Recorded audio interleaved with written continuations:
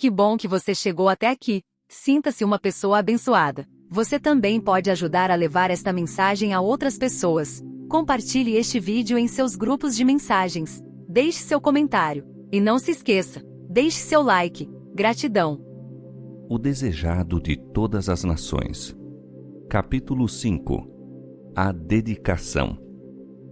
Cerca de 40 dias depois do nascimento de Cristo, José e Maria levaram-no a Jerusalém para o apresentar ao Senhor e oferecer sacrifício.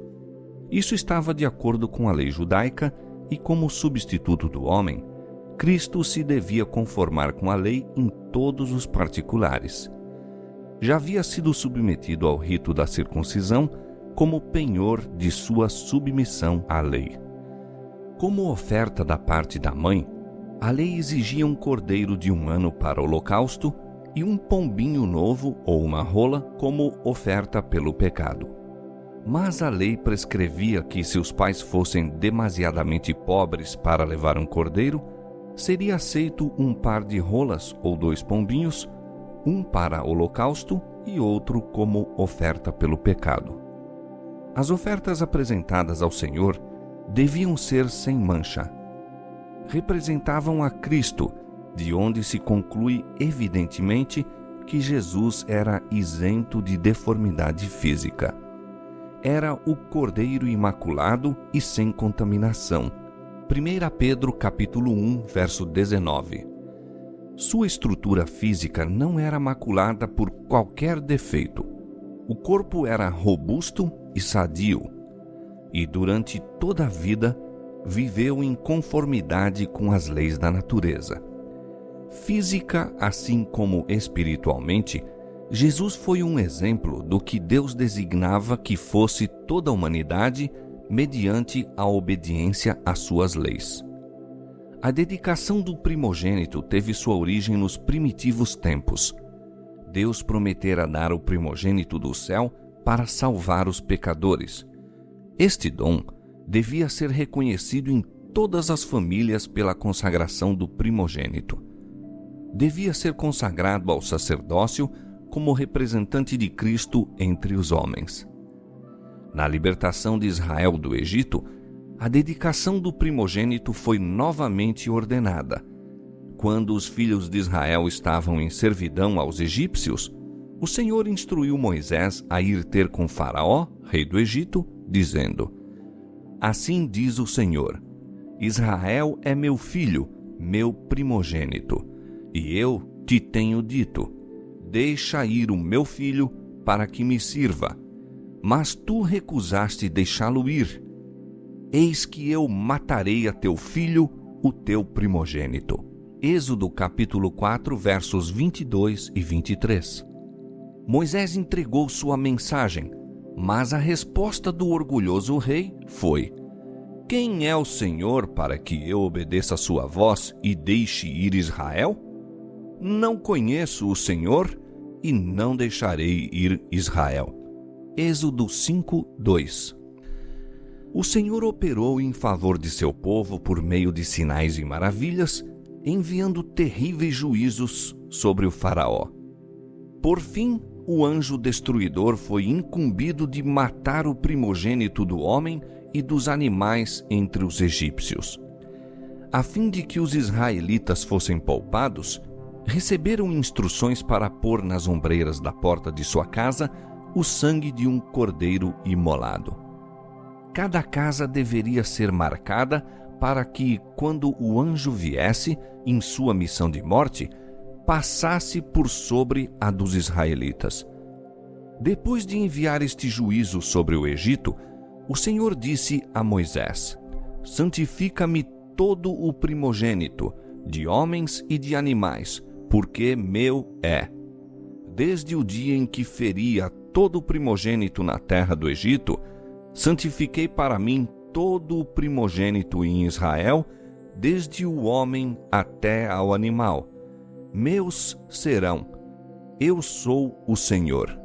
Êxodo capítulo 13, verso 2 e Números capítulo 13, verso 13. Depois que o serviço do tabernáculo foi estabelecido, o Senhor escolheu a tribo de Levi em lugar do primogênito de todo Israel para ministrar no santuário. Entretanto, esses primogênitos deviam continuar a ser considerados como pertencendo ao Senhor, devendo ser reavidos por meio de resgate. Assim, a lei para a apresentação do primogênito se tornava particularmente significativa. Ao mesmo tempo que era uma comemoração do maravilhoso libertamento dos filhos de Israel, prefigurava um livramento maior a ser operado pelo unigênito Filho de Deus. Como o sangue espargido nos umbrais da porta havia salvo o primogênito de Israel, assim o sangue de Cristo tem poder de salvar o mundo. Que significação, logo, se acha ligada à apresentação de Cristo? Mas o sacerdote não enxergou através do véu, não leu o mistério além. A apresentação de infantes era cena comum. Diariamente o sacerdote recebia o dinheiro da redenção ao serem as criancinhas apresentadas ao Senhor. Cotidianamente seguia a rotina de sua obra, prestando pouca atenção aos pais ou às crianças, a não ser que notasse qualquer indício de fortuna ou elevada posição dos primeiros. José e Maria eram pobres, e ao trazerem seu filho, o sacerdote viu unicamente um homem e uma mulher trajados à moda galileia e no mais humilde vestuário. Nada havia em sua aparência que atraísse a atenção, e a oferta que apresentaram era a das classes mais pobres. O sacerdote fez a cerimônia de seu serviço oficial. Tomou a criança nos braços e ergueu-a perante o altar. Depois de a devolver à mãe, inscreveu o nome Jesus na lista dos primogênitos. Mal pensava ele, enquanto a criança lhe repousava nos braços, que era a majestade do céu, o Rei da Glória. Não pensou o sacerdote que essa criança era aquele de quem Moisés escrevera: O Senhor vosso Deus vos suscitará um profeta dentre vossos irmãos, semelhante a mim. A este ouvireis em tudo o que vos disser. Atos 3:22. Não pensou que esse infante era aquele cuja glória Moisés rogara ver.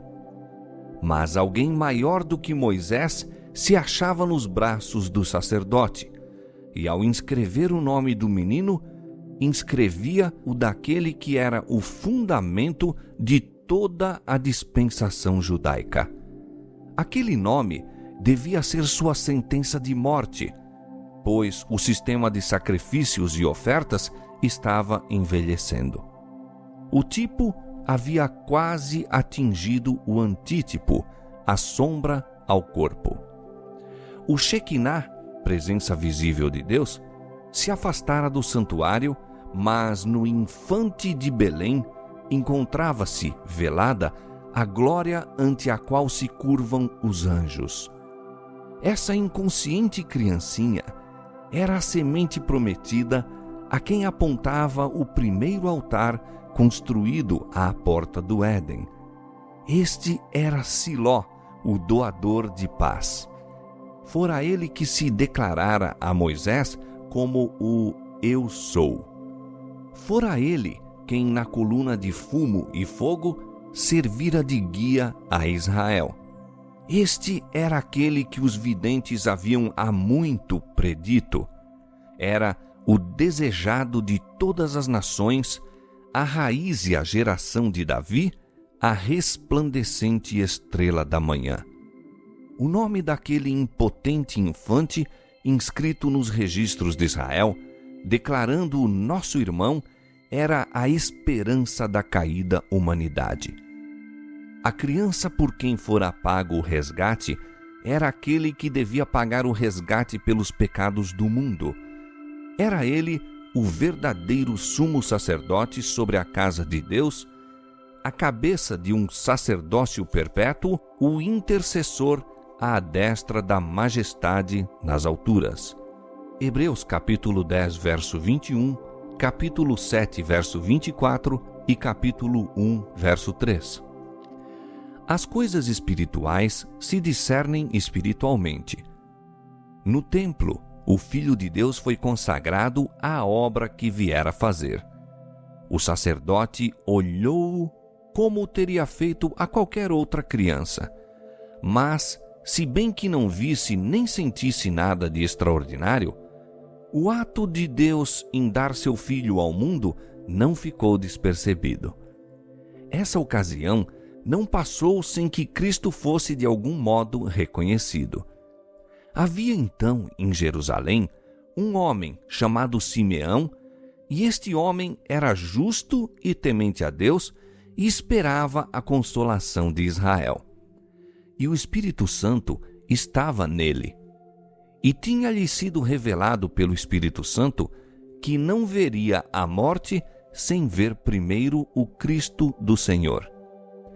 Ao entrar Simeão no templo, vê uma família apresentando o primogênito ante o sacerdote. Sua aparência revela pobreza, mas Simeão compreende as advertências do Espírito e é profundamente impressionado quanto a ser o infante que está sendo apresentado ao Senhor, a consolação de Israel, aquele que anelava ver. Ao surpreendido sacerdote, Simeão parece um homem enlevado. A criança fora devolvida a Maria, e ele a toma nos braços e apresenta a Deus, enquanto sua alma é possuída de uma alegria que nunca dantes experimentara.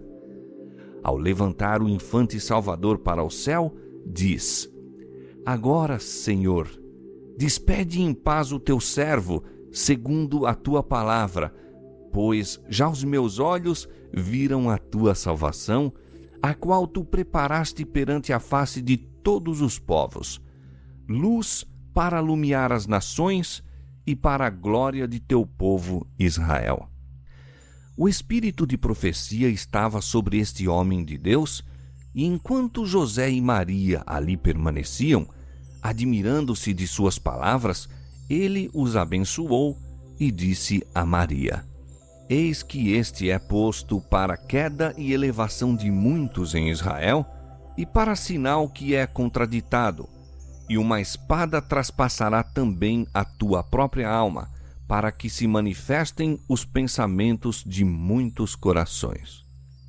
Também Ana, uma profetisa, entrou e confirmou o testemunho de Simeão a respeito de Cristo.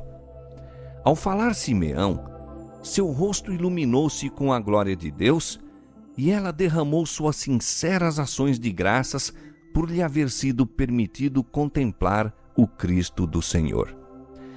Estes humildes adoradores não haviam estudado em vão as profecias, mas os que ocupavam posições de príncipes e sacerdotes em Israel, conquanto tivessem igualmente diante de si as preciosas declarações dos profetas, não estavam andando no caminho do Senhor, e seus olhos não se achavam abertos para contemplar a luz da vida. Assim é ainda.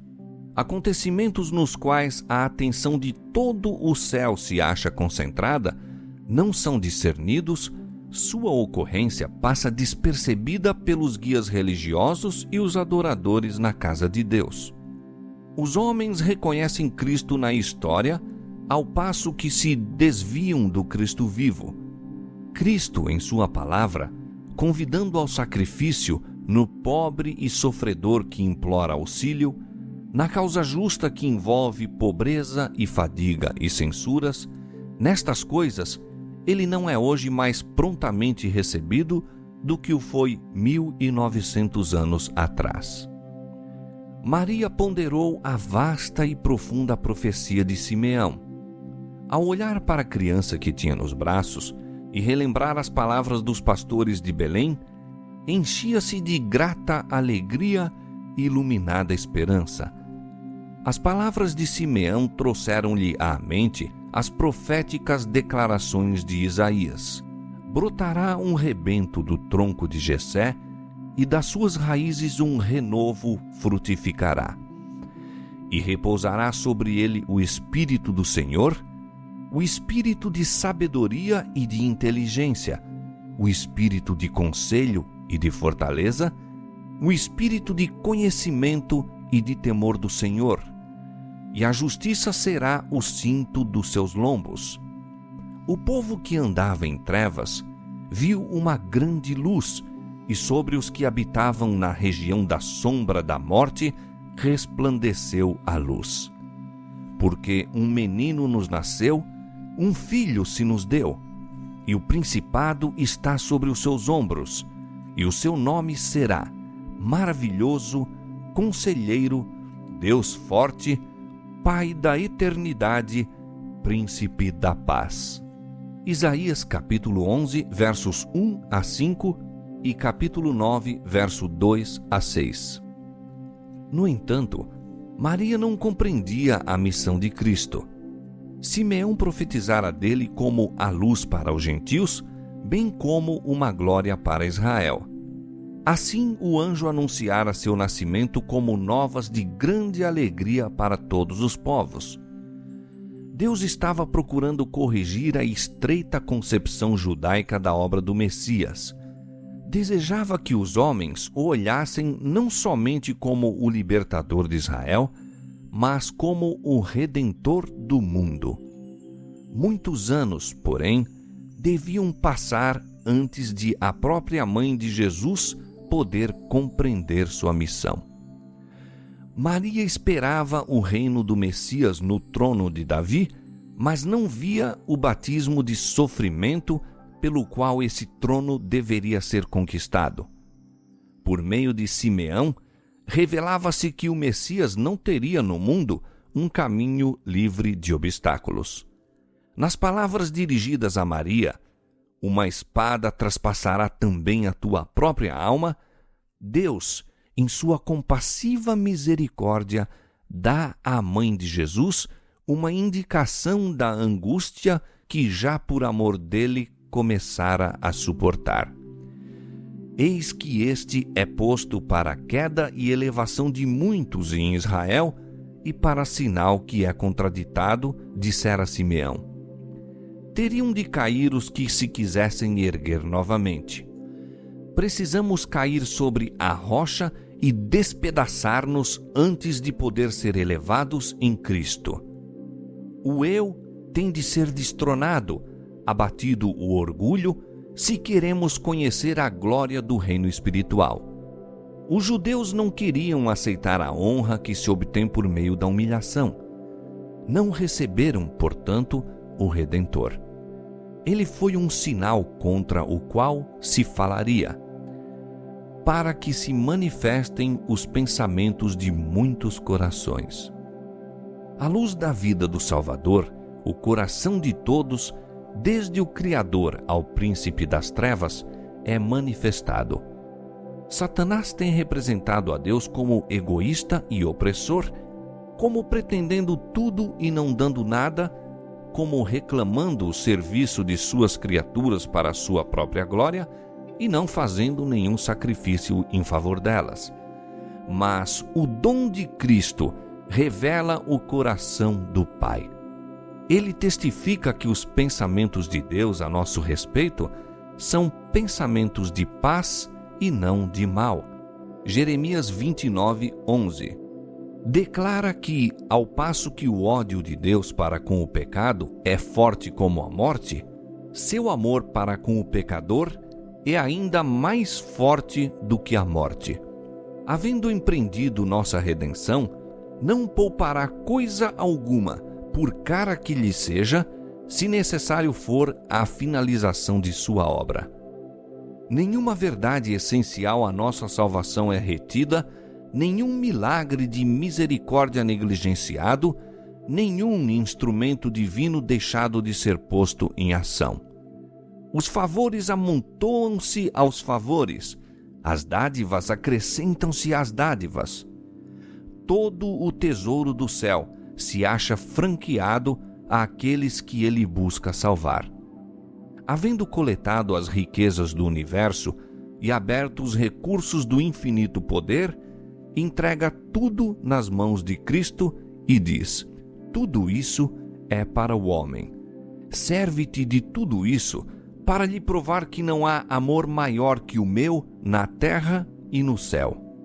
Sua maior felicidade se achará em me amar ele a mim. Na cruz do Calvário, o amor e o egoísmo encontraram-se face a face. Ali teve lugar sua suprema manifestação. Cristo vivera unicamente para confortar e beneficiar, e ao levá-lo à morte, Satanás manifestou a malignidade de seu ódio contra Deus. Tornou evidente que o real desígnio de sua rebelião era destronar o Senhor e destruir aquele por meio de quem o seu amor se manifestava. Pela vida e morte de Cristo, também os pensamentos dos homens são trazidos à luz. Da manjedoura à cruz, a vida do Salvador foi um convite à entrega e à participação no sofrimento. Revelou os desígnios dos homens. Jesus veio com a verdade do céu, e todos quantos ouviam a voz do Espírito Santo foram atraídos a ele. Os adoradores do próprio eu pertenciam ao reino de Satanás. Em sua atitude em relação a Cristo, todos manifestariam de que lado se achavam, e assim todos passam sobre si mesmos o julgamento. No dia do juízo final, toda alma perdida compreenderá a natureza de sua rejeição da verdade. A cruz será apresentada e sua real significação será vista por todo espírito que foi cegado pela transgressão. Ante a visão do Calvário, com sua misteriosa vítima, achar-se-ão condenados os pecadores. Toda a falsa desculpa será banida. A apostasia humana aparecerá em seu odioso caráter. Os homens verão o que foi sua escolha. Toda questão de verdade e de erro, na longa controvérsia, terá então sido esclarecida. No juízo do universo, Deus ficará isento de culpa pela existência ou continuação do mal. Será demonstrado que os decretos divinos não são cúmplices do pecado. Não havia defeito no governo de Deus, nenhum motivo de desafeto. Quando os pensamentos de todos os corações forem revelados, tanto os leais como os rebeldes se unirão em declarar: justos e verdadeiros são os teus caminhos, ó Rei dos Santos. Quem não te temerá, Senhor, e não magnificará o teu nome? Porque os teus juízos são manifestos.